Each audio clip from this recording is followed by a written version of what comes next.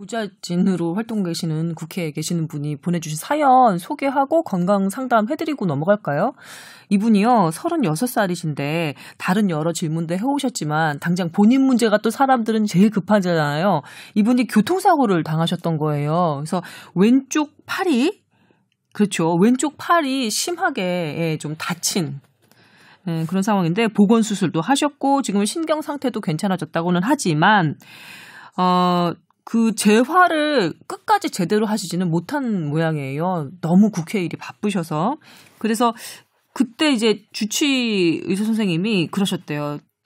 나중에 언제가 될지 모르지만 이 다쳤던 왼팔에 관절염이 올 가능성이 좀 있습니다. 그러니까 잘 관리를 해주세요. 이렇게 말이죠. 그리고 지금 이 사연을 쓰고 있는데 이 사연 쓰는 날처럼 이제 비가 추적추적 내리는 날에는 이상하게 다쳤던 왼쪽 팔이 그 불편한 것 같고 더 필요한 것 같고 힘도 잘 안 들어가는 것 같고 느낌이 이상하다는 거죠. 그래서 질문이 이겁니다.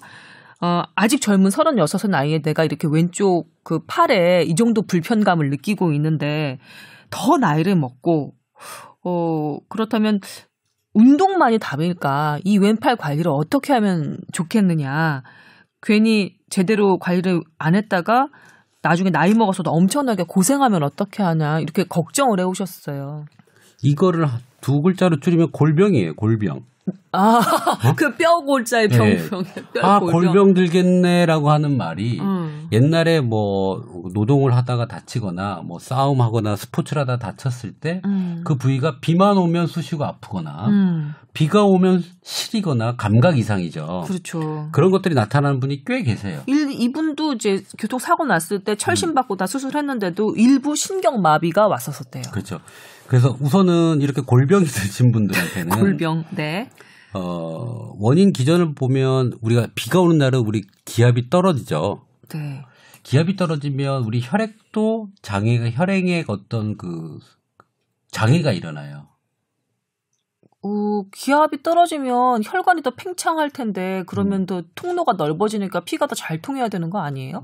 그건 아니고 혈액 순환이 떨어지는 걸 돼 있기 때문에 나름 과학적이었어요. 그래요? 그냥 논리상 그렇지 않을까? 우선 기압하고 변화가 있어요. 우리가 기압이 떨어지면 동물들도 생활이 바뀌고 새들도 낮게 날잖아요. 그거야 이제 벌레들이 낮게 나니까 새들도 같이. 그러니까 벌레가 낮게 나니까 새들은 낮게 나는 거고. 그래서 그 기압의 변화에 따라서 사람 몸이 바뀌는데 그때 혈액 부분이 다친 부위는 예전에 이렇게 다치고 나서 섬유화가 된 부분들이 있어요. 이게 현미경으로 보면. 근육이든 뼈든 그게 다 원래대로 원상 복귀가 되는 게 아니라 일부는 섬유화가 돼서 딱딱하게 그 구조를 유지하기 위해서 섬유화가 되거든요. 나중에 시간 되면 안 풀려요? 그 섬유화는 그냥 그 섬유이기 때문에 그래서 원래 조직이 아니라 대체해준 조직이 꽤 많아지는 거죠. 원래 기능보다는 떨어지고. 그런데 그러다 보니까 거기에 순환이 안 되고 그러다 보면 거기가 이제 부자연스럽고 통증이 오고 그다음에 신경 같은 것도 섬유화되면서 신경들이 이렇게 막 붙어버려요. 그럼 통증을 느끼기 때문에 이런 게 좀 심하면은 주사 치료를 합니다. 이게 우리 요즘에 조금 뭐 약물을 하는 게 아니라 그 우리 일반 증류수 같은 거를요. 아주 많이 넣어요. 그 신경이 닿는 부위에. 그러면 그냥 물을 집어넣는다고요? 물을 넣어요. 치료법이 좀 바뀌어가요. 그러니까 그걸 가지고 신경이 유착돼 있는 데를 박리를 시키는 거예요. 떨어뜨려서 얘가 좀 신경이 눌려 있지 않게. 그럼 걔가 신경이 좀 늘으면 통증이나 이런 것들이 많이 좋아지는 그런 치료법도 있어요. 그게 얼마나 유지가 돼요? 떨어지면 괜찮아지는 거죠. 물 넣어가지고 떼어놓는 물이 뭐 계속 그 안에 있는 상황은 아니잖아요. 그렇게 해서 붙어있던 게 일부 떨어져가지고 얘가 자유롭게 되는 거죠. 계속 붙어있으면 근육이 움직일 때마다 통증을 유발할 수가 있는데. 아니 근데 그게 물이 다 영구 불변 물이 그 상태 그대로 남아있는 거예요? 아니 없어지죠. 처음에 그게 확장시켜가지고 얘를 좀씩 유지가 얼마나 돼요? 다이섹션 되는 거예요. 뜯어놓는 거죠.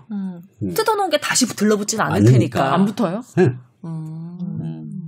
하여튼 그런 방식의 치료법이 요즘에 많이 각광받고 있어요. 그래서 골병이 들었을 때는 운동을 많이 해서 근육량이나 주위 조직을 키우는 것도 좋고 안 되면 그렇게 물주사요법 요즘에.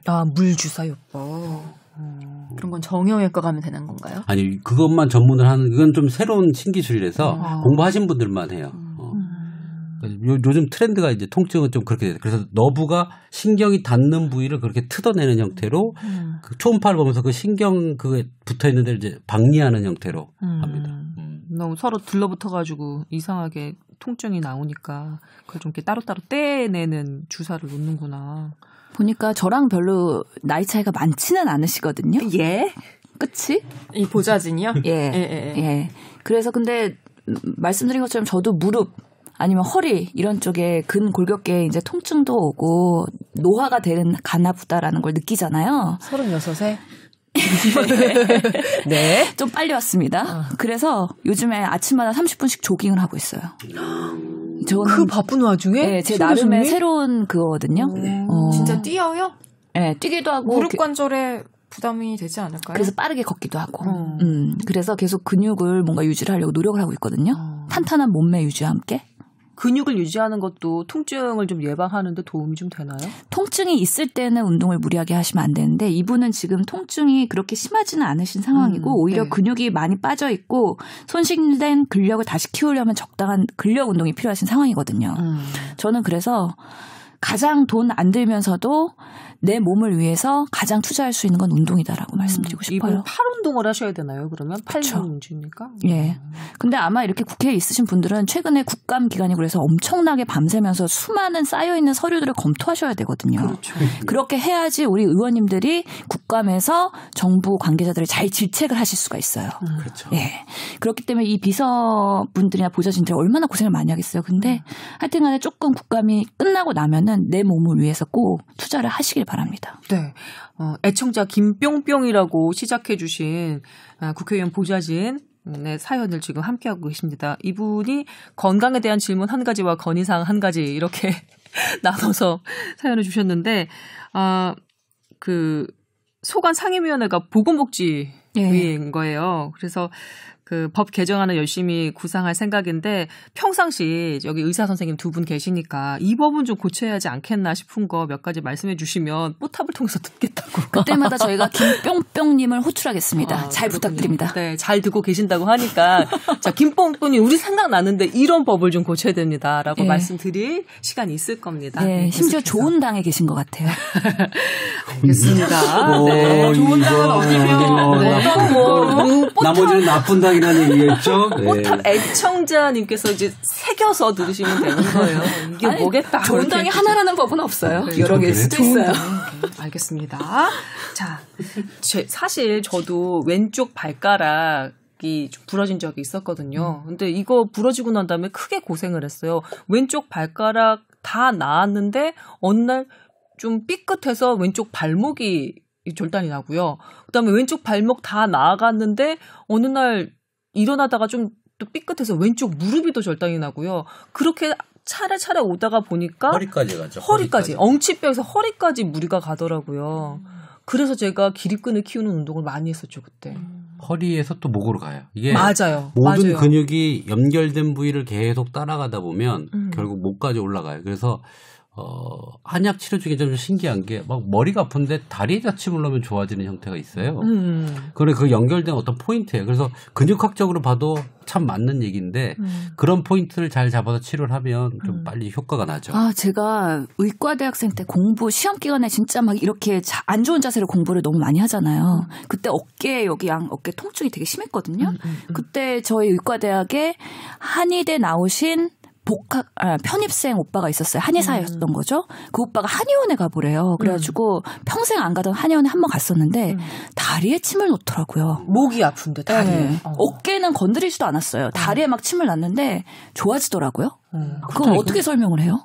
그걸 한의사들은 그걸 표현을 기라고 해요. 기가 통한다고 표현하는데 의학적으로 그렇게 판단하면 안 되고 그 포인트들은 뭐냐면 어깨와 등으로 연결되는 것들이 연결되는 포인트의 중간 포인트들이 끝으로 가는데 손끝 발끝이 그 자극이 아주 강해요.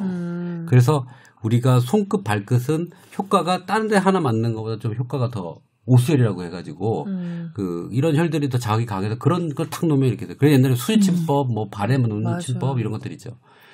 근데 이제 의사들은 근육 이제 뭉친 데를 하는 TP 형태의 치료를 하죠. 직접적인 아픈 직접적인 치료. 한약에도 그게 있어요. 아픈데 침 놓는 방법도 있는데 그거는 조금 뭐랄까? 약간 하수는 아니지만 약간 그 초보자들이 그렇게 하고 그 정말 발달된 사람은 반대편, 아픈 쪽에 반대편 전혀 상관없는 걸 탁 놔서 고치죠. 아니 근데 그 한의대에서 침을 이러이러한 경우에는 여기에 침을 놓는다. 그런 가이드라인 같은 거를 가르치지 않나요? 다 있죠. 근데 거기에 하수와 고수의 차이가 있을 수 있는지. 있죠. 근데 그 중에 뭐 1침요법, 침 하나로 고친다 뭐 이런 사람들. 그건 뭐 침 3개 정도로 끝내야지 보통 뭐 이렇게 실력이 있다고 얘기는 하지만 근데 그게 딱 맞는 사람이 있고 직접적인 곳에 맞아야 되는 사람도 있고 그래요. 근데 그래서 그건 연결돼 있는 근육을 건드린다는 거라고 생각하시면 돼요. 여기 지금 왼팔 교통사고로 부상당한 보좌진이 사연 주신 거잖아요. 왼팔이 약간 행동에 약간 지장이 좀 있고 불편감이 있으면 따라서 어떤 쪽에 그 관절에도 무리가 좀 이렇게 이어질 수도 있는 건가요? 그렇죠. 보통 우측 어깨가 아파가지고 이렇게 어깨를 이렇게 들려고 하는 운동을 하게 되면 고개는 반대로 이렇게 돼요. 골반도 한쪽이 이렇게 틀어지면 우리 균형을 잡으려고 이렇게 틀어지거든요. 어깨가. 그러면 어깨가 이렇게 틀어지면 고개는 이렇게 돼야 돼요. 그래서 하나가 틀어지면 우리 척추는 그거에 균형을 맞추기 위해서 이렇게 탁탁탁탁 모양을 만들게 돼 있거든요. 그래서 한쪽이 계속 아프게 되면 전체 체형이 뒤틀어지는 거죠. 구나. 그 지점도 한번 저희가 말씀을 드립니다. 잘 보셨다가 너무 과로하시느라고 관리할 시간도 없으실까 봐 걱정이긴 한데 여튼 뽀탑 계속 애청해 주시면서 저희와 함께 가도록 하시죠. 자, 뽀얀거탑 듣고 계십니다. 이런 식으로 정말 너무 친절하지 않아요? 위로 상담이. 여러분도 한번 이용해 보시기 바랍니다. 자, tower@sbs.co.kr입니다. 예, 뽀얀거탑이니까 타워 썼고요. @ sbs.co.kr입니다. 예, 많이 이용해 주시기 바랍니다.